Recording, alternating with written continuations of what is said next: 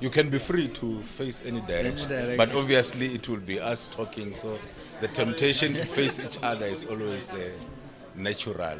Yes, okay, but I can always still. Yeah. Is on program or is just a recording? He must just stream it as well. Yeah, there we go. Yeah. And that's difficult question. And that's difficult question. No, it's a. Okay, we ready? Stand by. Let me just check. Okay. Okay, let's go. Yeah, yeah. Ready? Yeah. Yeah. Thank you. We have here Dr. Raphael Dingalo, the Chief Executive Officer of the Human Resource Development Council of Botswana. Dr. Mungalo, we are facing global challenges, including the migration of skills, the fourth industrial revolution, and the skills shortage. What are the steps that, as a country, you have taken to address these challenges? Well, thank you very much for that particular question.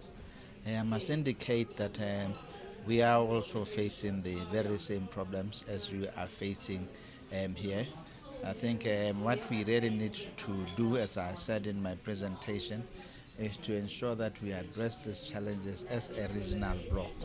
I can tell you that, there are instances where we have an oversupply of trained personnel in particular sectors. And at the same time, we have in some other countries in the region those that are running short of those particular skills requirements. And instead of working together as a region to be able to balance out those deficiencies, the imbalances between supply and demand in the different regions, we were working in isolation. So I think that's the first thing that we really need to do and ensure that we work together.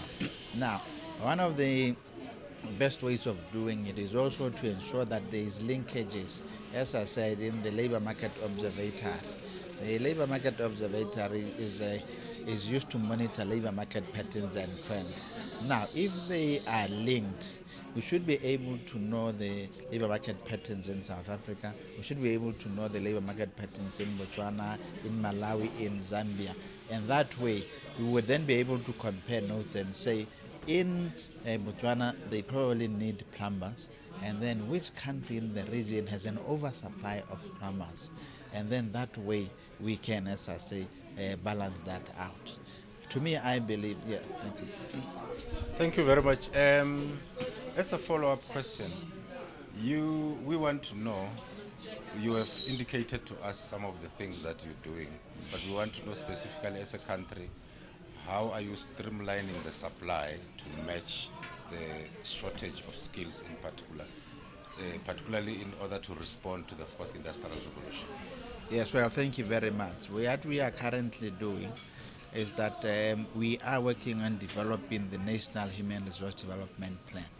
Now, the National Human Resource Development Plan itself is where we are looking into the current skills needs against also the future skills needs. Now, we have also undertaken on same a situational analysis and looking at the situation on the ground. And therefore, out of that, we will be developing the plan. Now, the plan itself, as I say, will be addressing those particular challenges. It is also going to give us the projections in terms of the skills requirements now and also the skills requirements in the future. And after doing that, we are working with institutions through our institutional Department of Human Resource Development Supply. Now, this particular department deals with institutions where we also talk to the institutions about differentiation of the quality of the produce, differentiation in terms of programs and courses that they have to come up with. And we are saying that the programs that institutions come up with should also be informed by the priority areas that we would have come up with in the National Human Resource Development Plan. So we are currently busy taking the institutions through our institutional planning framework. And after that, we will now work towards ensuring that they develop these programs along the same lines. And we are also in the process of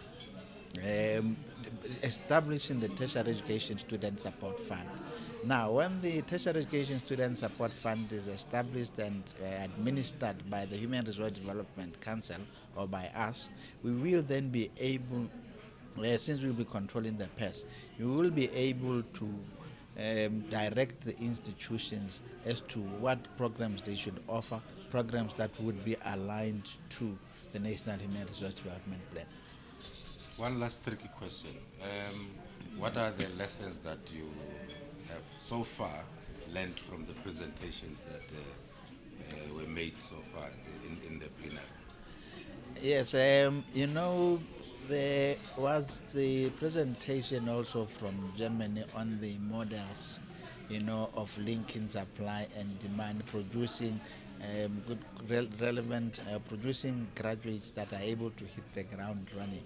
I think that is also very, very important because, there's always this complaint as well that, we do have graduates and you take them to the workplace and they are not able to perform, they are not adequately trained, they are half-baked. Now, the model that they were coming up with that closely links supply and demand is very important. It's also important that that industry plays a critical role in the curriculum development, of the tertiary institutions, or the providers. Thank you very much. That was Dr. Mongalo, the Chief Executive Officer of the HRDC of Botswana.